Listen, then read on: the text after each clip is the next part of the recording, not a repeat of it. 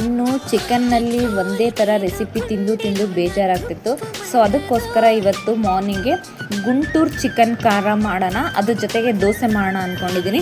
ನಿಮಗೂ ತೋರಿಸ್ತೀನಿ ಗುಂಟೂರು ಚಿಕನ್ನ ಯಾವ ರೀತಿ ಮಾಡೋದು ಅಂತ ಹೇಳ್ಬಿಟ್ಟು. ನಾನಿವಾಗ ಗುಂಟೂರು ಮೆಣಸಿನ್ಕಾಯಿನ ತೊಗೊಂಡು ಎಣ್ಣೆಯಲ್ಲಿ ಫ್ರೈ ಮಾಡಿ ಎತ್ತಿಟ್ಕೋತಾ ಇದ್ದೀನಿ. ಇನ್ನು ಅದೇ ಎಣ್ಣೆಗೆ ಈರುಳ್ಳಿ ಹಾಕ್ಬಿಟ್ಟು ಫ್ರೈ ಮಾಡ್ಕೋಬೇಕು. ಇನ್ನು ಒಂದು ಕಡೆ ಮಿಕ್ಸಿ ಜಾರ್ಗೆ ಶುಂಠಿ, ಬೆಳ್ಳುಳ್ಳಿ, ಕೊತ್ತಂಬರಿ ಸೊಪ್ಪು, ಪುದೀನ ಸೊಪ್ಪು, ಫ್ರೈ ಮಾಡಿಟ್ಕೊಂಡ್ರೋ ಗುಂಟೂರು ಮೆಣಸಿನ್ಕಾಯಿ, ಫ್ರೈ ಮಾಡಿಟ್ಕೊಂಡ್ರೋ ಸ್ವಲ್ಪ ಈರುಳ್ಳಿ ಹಾಕ್ಬಿಟ್ಟು ನಿಮಗೆ ಪೇಸ್ಟ್ ಮಾಡ್ಕೊತಾ ಇದ್ದೀನಿ. ಈ ಪೇಸ್ಟ್ನ ಈ ಈರುಳ್ಳಿ ಹಾಕ್ಬಿಟ್ಟು ನೋಡಿ ಈ ಥರ ಒಂದು 10 ನಿಮಿಷ ಫ್ರೈ ಮಾಡ್ಕೊತಾ ಇದ್ದೀನಿ.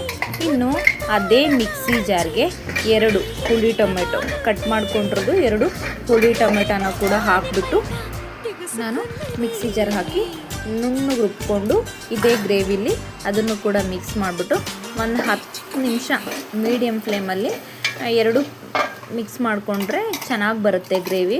ಆದರೆ ಹಸಿ ವಾಸನೆ ಹೋಗೋವರೆಗೂ ನಾವು ಫ್ರೈ ಮಾಡ್ಕೋಬೇಕಾಗತ್ತೆ. ಇನ್ನು ನಾನು ಒಂದು ಕಡೆ ಚಿಕನ್ನ ಮ್ಯಾರಿನೇಟ್ ಮಾಡಿ ಇಟ್ಕೊಂಡಿದ್ದೀನಿ. ಆ ಚಿಕನ್ಗೆ ನಾನು 2 ಸ್ಪೂನ್ ಮೊಸರು, 1 ಸ್ಪೂನ್ ಅರಿಶಿನದ ಪುಡಿ, 1 ಸ್ಪೂನ್ ಖಾರದ ಪುಡಿ, ಉಪ್ಪು ಹಾಕಿಬಿಟ್ಟು ಒಂದು 1/4 ಗಂಟೆ ಮುಂಚೆನೇ ಮ್ಯಾರಿನೇಟ್ ಮಾಡಿ ಇಟ್ಕೊಂಡಿದ್ದೀನಿ. ಅದನ್ನು ಕೂಡ ಈಗ ಹಾಕಿಬಿಟ್ಟು ಎಷ್ಟು ನೀರು ಬೇಕೋ ಅಷ್ಟು ಹಾಕಿ ಮುಚ್ಚಳ ಮುಚ್ಚಿ ಒಂದು 1/4 ಗಂಟೆ ಬೇಯಿಸಿದ್ರೆ ಸಾಕು, ಚಿಕನ್ ಬೆಂದೋಗುತ್ತೆ. ಇನ್ನು ಮೇಲೆ ಕೊತ್ತಂಬರಿ ಸೊಪ್ಪು, ಪುದೀನ ಸೊಪ್ಪು ಹಾಕಿಬಿಟ್ರೆ ಸೂಪರ್ ಆಗುತ್ತೆ. ಒಂದು ಸತಿ ಟ್ರೈ ಮಾಡಿ, ಟೇಸ್ಟ್ ಅಂತೂ ಆಸಮ್ ಆಗಿರುತ್ತೆ. ನಾನು ಅದಕ್ಕೆ ದೋಸೆ ಮಾಡಿಬಿಟ್ಟು ಚೆನ್ನಾಗಿ ತಿಂದು ಪಾತ್ರೆನೆಲ್ಲ ಗುಡ್ಡೆ ಹಾಕಿಬಿಟ್ಟು ಒಂದು ಬಾಕ್ಸಿಗೆ ಹಾಕ್ಕೊಂಡು ಡ್ಯೂಟಿಗೆ ಹೊರಟೇ ಬಿಟ್ಟೆ. Thank you for watching. Bye.